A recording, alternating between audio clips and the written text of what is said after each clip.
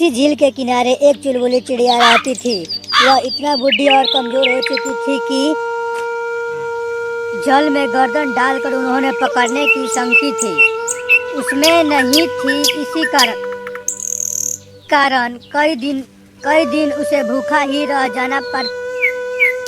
एक दिन झील के किनारे खड़ा होकर बुरी तरह से रोने लगी।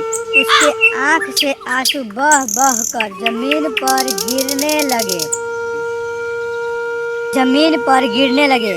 उसे इस प्रकार रोता हुआ एक टोनी चिड़िया उसके पास पहुंची और सहानुभूति पूर्वक उससे पूछा, चुलबुली बहन तुम क्यों रो रही हो?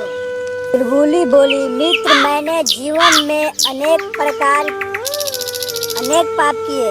अब जब इस बात का ज्ञान हुआ तो मैंने अपने प्राणों की आहुति दे दूं।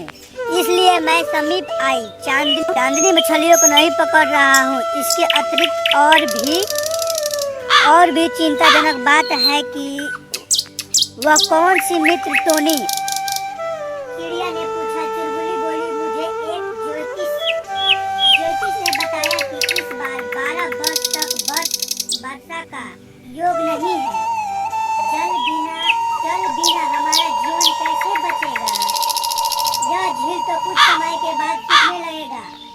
इससे नए जल में रहने वाले जीव प्राणी भूमि पर चलने में भी सूक्ष्म है।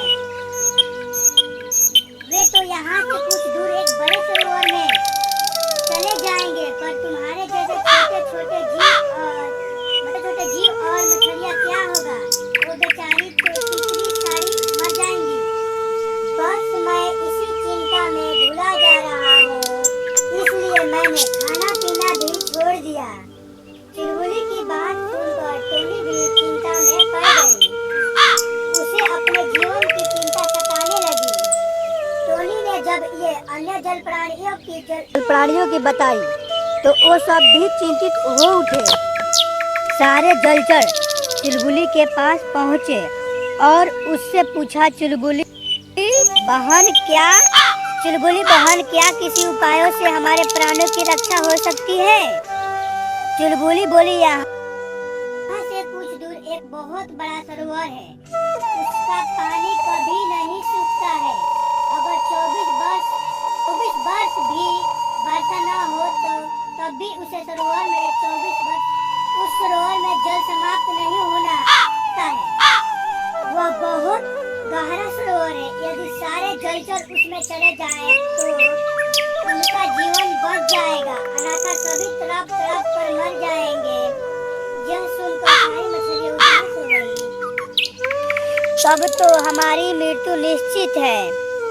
हमारे तो पाँव ही नहीं हैं जिनसे हम चलकर वहां पहुंच सकेंगे।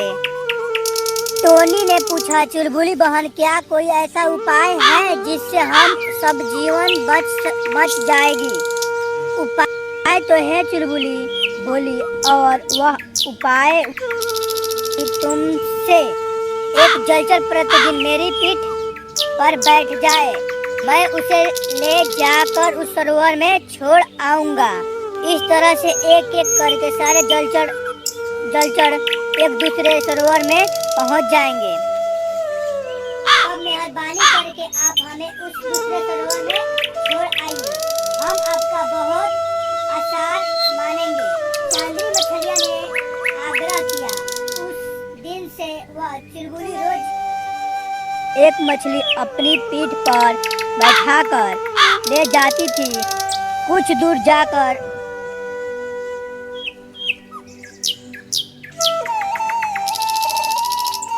चांदनी मछलियाँ शिलाखंड पर पटक कर मारती और उसे तड़पाकर खा जाती थी और खाकर शिलाखंड से फिर वापस वो चली जाती थी।